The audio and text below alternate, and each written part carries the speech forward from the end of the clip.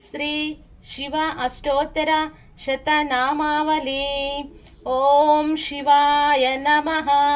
ओम महेश्वराय नमः। ओम शंभवे नमः। ओम पीनाकिने नमः। ओम शशिशेखराय नमः। ओम वासुदेवाय नमः। ओम विरूपाक्षाय नमः।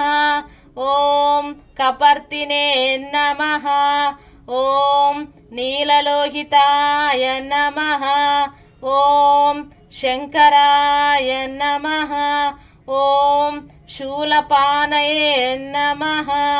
ओम उग्राय नमः। ओम कपालिने नमः। ओम खड्वांगिने नमः। ओम विष्णुवल्लभाय नमः। ओम शिपिविष्टाय नमः। ओम अंबिकानादाय नमः।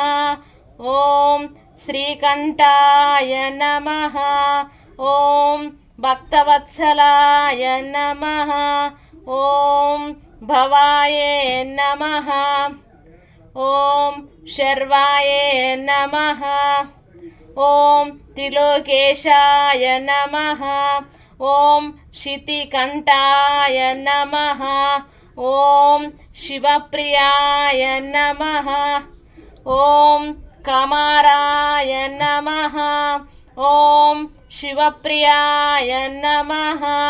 ओम अंधकासुरसुदनाय नमः। ओम गंगाधराय नमः। ओम ललाटाक्षाय नमः। ओम कालकालाय नमः। ओम कृपानिधये नमः। ओम भीमाय नमः। ओम परशुहस्ताय नमः।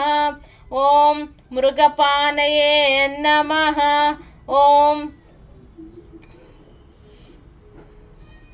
ओम जटाधराय नमः।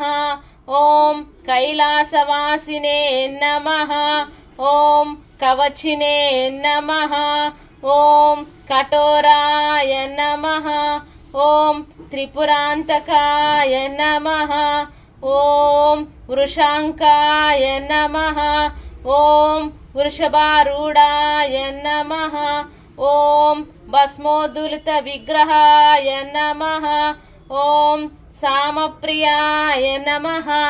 ओम सर्वमयाय नमः। ओम त्रयीमूर्तये नमः। ओम अनीश्वराय नमः। ओम सर्वज्ञाय नमः। ओम परमात्मने नमः। ओम सोमसूर्याग्निलोचनाय नमः। ओम हविष्ये नमः। ओम यज्ञमयाय नमः। ओम सोमाय नमः।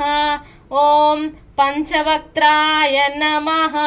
ओम विश्वेश्वराय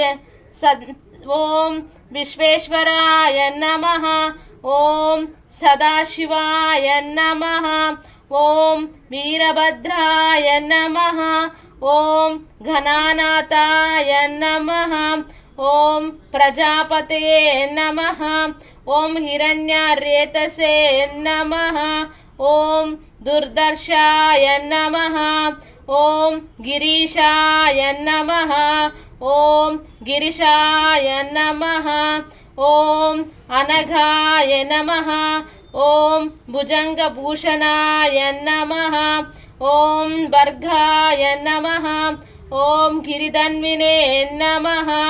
ओम गिरिप्रियाय नमः। ओम कृत्तिवाससे नमः। ओम पुरारताय नमः।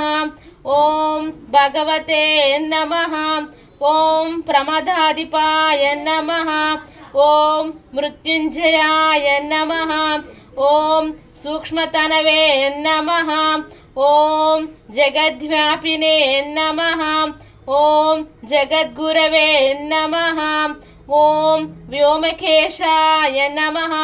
ఓం మహాసేనజనకాయ నమః ఓం చారువిక్రమాయ నమః ఓం రుద్రాయ నమః ఓం భూతపతయే నమః ఓం స్థానవే నమః ఓం హైర్భగ్నాయ నమః ఓం దిగంబరాయ నమః ఓం అష్టమూర్తయే నమః ఓం అనేకాత్మనే నమః ఓం సాత్వికాయ నమః ఓం శుద్ధ విగ్రహాయ నమః ఓం శాశ్వతాయ నమః ఓం ఖండపరశవే నమః ఓం అజాయ నమః ఓం పాశ విమోచకాయ నమః ఓం మృడాయ నమః ఓం పశుపతయే నమః ఓం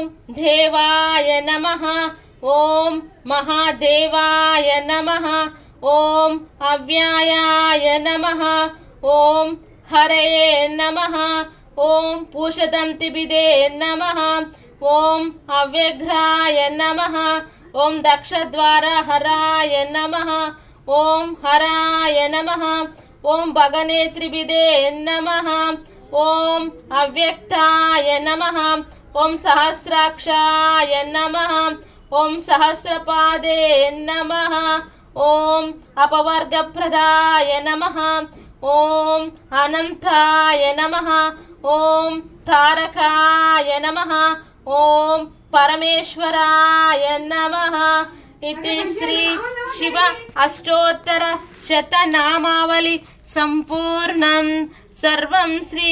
उमामहेश्वरार्पणमस्तु। ओम शांतिः शांतिः शांतिः।